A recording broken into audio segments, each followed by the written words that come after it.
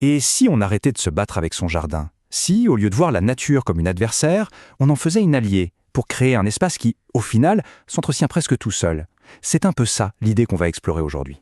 Alors, voilà notre feuille de route. On va commencer par les frustrations que beaucoup connaissent. Ensuite, on va changer complètement de perspective pour voir le jardin comme un vrai écosystème.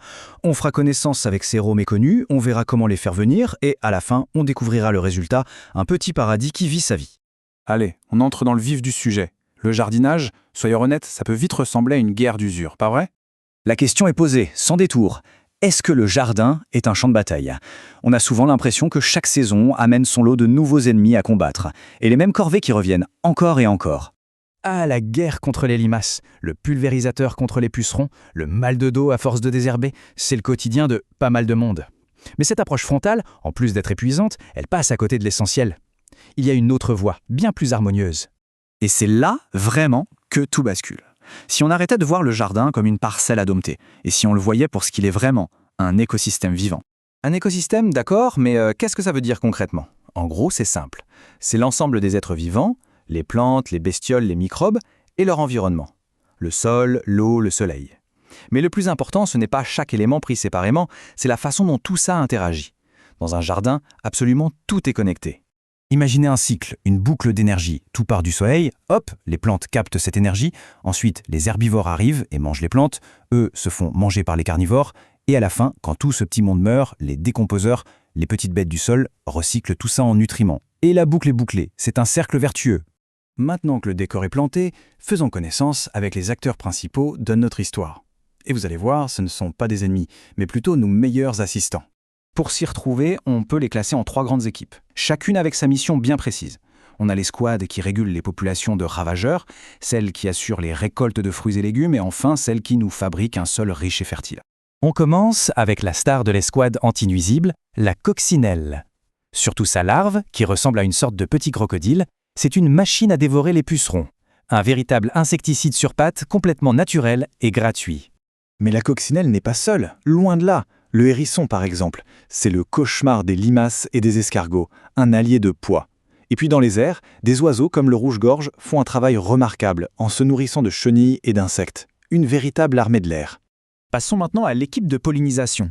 Sans ces insectes, les abeilles, les bourdons, c'est simple, adieu les tomates, les courgettes, les pommes, une bonne partie de nos récoltes en fait.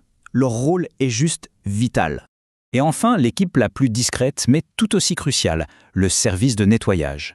Les vers de terre, les cloportes, eux, ce sont les magiciens du jardin. Ils prennent la matière morte, les feuilles, les déchets, et ils transforment tout ça en or noir, un sol fertile qui nourrit toutes les plantes. Bon, c'est bien beau tout ça, mais comment on fait pour que tout ce petit monde vienne s'installer? En fait, c'est beaucoup plus simple qu'on ne l'imagine. Tout se résume à 2 principes fondamentaux, hyper faciles à retenir, le gîte et le couvert. Si on leur offre un abri sûr et de la nourriture en abondance, ils viendront naturellement s'installer. C'est logique. Pour la nourriture, le mot d'ordre, c'est la diversité. Une haie avec plein de baies différentes, ça fait un super garde-manger. Un petit coin de fleurs sauvages, c'est un buffet à volonté. Des plantes aromatiques, chaque élément va attirer différentes espèces à différents moments de l'année. Et pour le gîte, c'est là que ça devient génial. Parce que ce qui nous paraît être du désordre est en réalité un palace pour la faune. Un simple tas de bois, quelques pierres empilées, pour nous c'est rien, mais pour un hérisson, un lézard ou un crapaud, c'est un hôtel 5 étoiles. Les options pour créer des abris sont nombreuses et ne coûtent souvent rien. Un tas de feuilles mortes dans un coin, des tiges creuses pour les abeilles solitaires, un point d'eau, même minuscule. Chaque petit aménagement est une pancarte bienvenue. Et ça, c'est peut-être le changement de mentalité le plus important à faire. Il faut arrêter de parler de nuisibles. Une limace, ce n'est pas juste une bestiole qui mange la salade, c'est avant tout le plat principal du hérisson.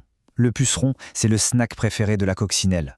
Dans un écosystème qui fonctionne, chaque créature a son rôle. Et on arrive au but ultime. Quand tous ces alliés sont présents et cohabitent, le jardin trouve son propre équilibre. Il devient plus vivant, plus résilient et, cerise sur le gâteau, il demande beaucoup moins de travail. Cette citation résume tout ça à la perfection. En gros, en favorisant la biodiversité, on laisse les équilibres naturels se mettre en place. Et quand ils sont là, la nature s'auto-gère. C'est elle qui fait le boulot. L'objectif final, c'est ça. Un jardin qui bourdonne de vie, où chaque élément a sa place, où les prédateurs régulent les ravageurs, où les fleurs attirent les pollinisateurs et où le sol s'enrichit naturellement.